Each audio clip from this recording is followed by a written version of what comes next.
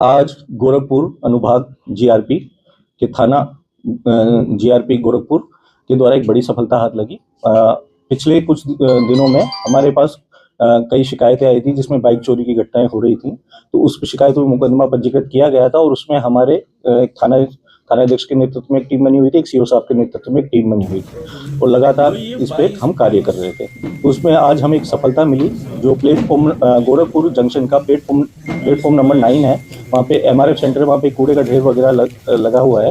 तो वहाँ पे 3 लोगों को हमने रंगे हाथों पकड़ा। उसमें 3 लोग जो गिरफ्तार हुए हैं उनका नाम है, एक आशीष सोनकर पुत्र सेवालाल सोनकर, उम्र 20 वर्ष है, ये पिपरिया चोरी चौरा थाना के रहने वाले हैं। उसके अलावा शिवेंद्र जायसवाल पुत्र ओम प्रकाश जायसवाल, इनकी उम्र करीब 22 वर्ष है, ये चोरी चौरा पिपरिया के ही रहने वाले हैं। और तीसरे हैं बिट्टू सोनकर पुत्र मेवालाल, ये निवासी हैं बालखुर्द बूढ़ी चौरा थाना चोरी चौरा के हैं। इनमें जो इनका जो लीडर है वो आशीष सोनकर है। वो इनके द्वारा इनके साथ मिलकर बाकी लोगों के साथ मिलकर ये बाइक चोरी की घटनाएं कारित किया करता था। स्पेशली इसका जो टारगेट एरिया होता था भीड़-भाड़ वाले इलाके, जैसे कि रेलवे जंक्शन है, उसका जो सर्कुलेटिंग एरिया है जहाँ पे बाइक पार्क होती है, गाड़ियाँ पार्क होती हैं, उसके अलावा जो रोड पे बाइक वगैरह होती है, इसके अलावा आसपास के जितने भी भीड़-भाड़ वाले मार्केट हैं, चाहे वो सब्जी मंडी हो या फिर जिस तरह का मार्केट, जैसे कोई बाजार है भीड़-भाड़ वाला, तो वहाँ पे जो बाइक लोग अपने खड़ी करके खरीदारी करने जाते हैं, तो उनको टारगेट करते थे। इन्होंने अपने पूछताछ में कबूल किया कि इन्होंने अब तक कई बाइकें चुराई है। जो मौके पर हमें 6 बाइक बरामद हुई वहाँ पर। जो बताया इन्होंने कि हम चोरी करके बाइक को कूड़े के ढेर में छिपा देते थे, क्योंकि उस वक्त पुलिस एक्टिव हो जाती है। तो उसके बाद में जब ये इनको लगता है कि अब सही टाइम आ गया है, तो ये बाइक निकालकर उसकी नंबर प्लेट चेंज कर दिया करते थे और उस नंबर प्लेट चेंज करके उसको बाहर ले जाते थे। बाहर ले जाकर ये अपने ग्राहक ढूंढते थे। पहले से इनकी बातचीत भी होती थी, और कोई नया ग्राहक संपर्क में आता था तो जैसे 50 से 55 हज़ार की बाइक है तो उसको 20-25 हज़ार रुपए में ये बेच दिया करते थे। इसके अलावा इन्होंने ये भी बताया कि उस बाइक में अगर कोई बाइक का पूरा खरीदार नहीं मिलता तो हमने कई ऐसे मोटर पार्ट्स वालों से संपर्क कर रखा था, जिससे हम बाइक के सामान निकाल कर अलग अलग करके बेच भी दिया करते। इसके अलावा हमने इनसे पूछे कि आप उसके अलावा कोई अंतर्राष्ट्रीय स्तर पर भी आप कहीं बेचते थे, तो इन्होंने बताया कि हम कोई अगर हमें नेपाल का कोई खरीदार मिल जाता था तो हम उसको भी ये अपनी बाइक बेच दिया करते थे।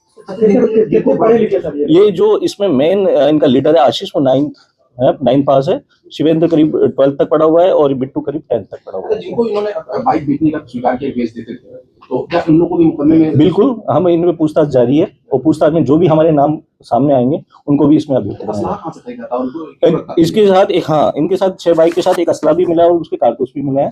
तो इन्होंने बताया कि साहब, हमारा चोरी में कई बार हमारे पकड़े जाने का भी डर होता है, तो हम उसको एक आत्मरक्षा के लिए और एक डराने के लिए अपने पास तमंचा रखते थे, ताकि जरूरत पड़ने पर इसका इस्तेमाल किया जा सके। कहाँ से खरीदा लोग इसकी?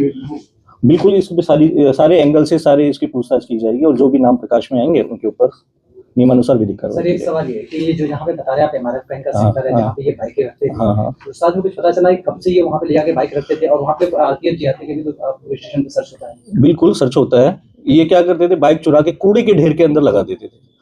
कूड़े के ढेर में, जैसे ये टाइम होता था इनका चोरी करने का, स्पेशली अंधेरे के टाइम, जैसे अंधेरा हो, सुबह मॉर्निंग अर्ली मॉर्निंग का टाइम हो या रात का टाइम हो, उस समय के अंदर ये बाइक चुरा कर उसी समय का अंधेरे का फायदा उठाकर ये कूड़े के करकट में छुपा देते। तो ये पेट्रोलिंग वगैरह ये बराबर चल रही थी, तभी ये नाम प्रकाश में आया और उसी दौरान ये पकड़े भी गए। कब से ये कर रहे हैं ये? इन्होंने बताया कि इन्होंने जो ये काम शुरू किया पिछले 3-4 महीने से इन्होंने ये काम शुरू किया है।